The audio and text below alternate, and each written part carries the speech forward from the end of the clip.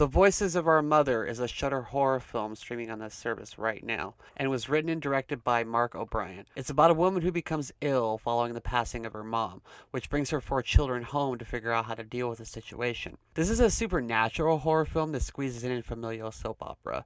The reviews I've read are mixed on this film, and while it is nowhere near perfect, I think it's better than most people are giving it credit for. There are three generations of family in this story: the grandmother who dies at the beginning of the film, her daughter, who was so babied throughout her life by her mom, she basically has infant tendencies, including being tucked in by her mom at night. Basically, everything except being breastfed seems to be going on with this elderly woman and semi elderly daughter. Once the grandmother dies, we meet the daughter's four adult children.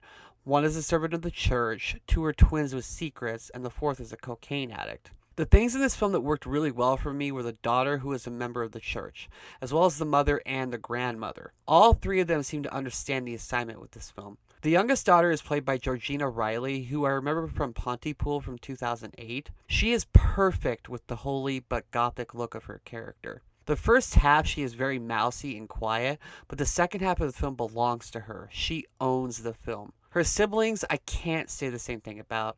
The twin brother is played by the director of the film, and he and his twin sister are severely overwritten and overacted. All the scenes involving them are mostly him being agitated all the time, skeptical, or just plain dismissive of everyone else in the movie. His motive seems to be money, and he has some sort of gambling problem.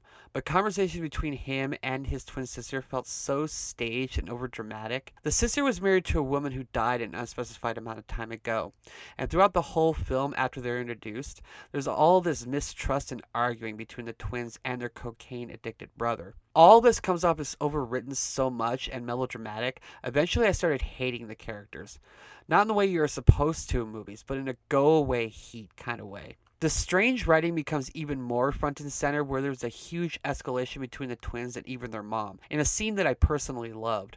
But then, like 2 scenes later, the siblings are all sitting around laughing at funny stories from their past, then they're back at each other's throats again. It's like the film wanted to have this soap opera material, but decided to add these random scenes of, I guess, would be levity to show that I guess they still care for each other, but then they are basically beating the crap out of each other mentally or physically immediately after.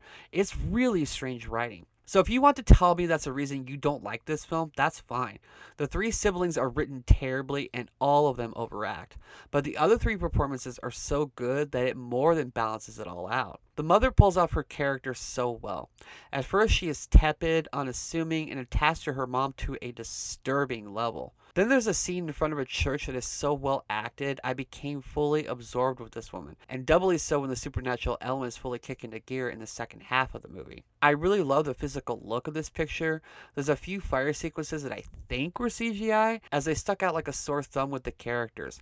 But even if it was CGI, I love the gothic house we spend most of our time in. There are so many great shots where the skies are red tinted, signifying the themes of potential demonic undertones looming over all the characters. The film inserts these strange looking, surrealistic, and psychedelic looking images at random, and at first you don't know why they're there. But once an event happens involving a window, it comes into focus why that style choice is there, and it fits so well with everything else. This film, to my knowledge, doesn't really have any deep undertones or hidden messages. It seems to be a pretty straightforward supernatural horror film, so it isn't trying to be like Hereditary or anything. But it does give me very similar vibes to the film The Righteous, which was ironically directed by the same man, so at least he is sticking with what he knows. This is a slow burn with his storytelling, but in a way that I found successful. Every character is completely fleshed out, even if half of them didn't do it for me. And by the end of the film, when everything comes to a head, it kept surprising me. I thought it was going to make a predictable right turn with the way it culminates, but then it decided to take a left turn instead, which was a pleasant surprise.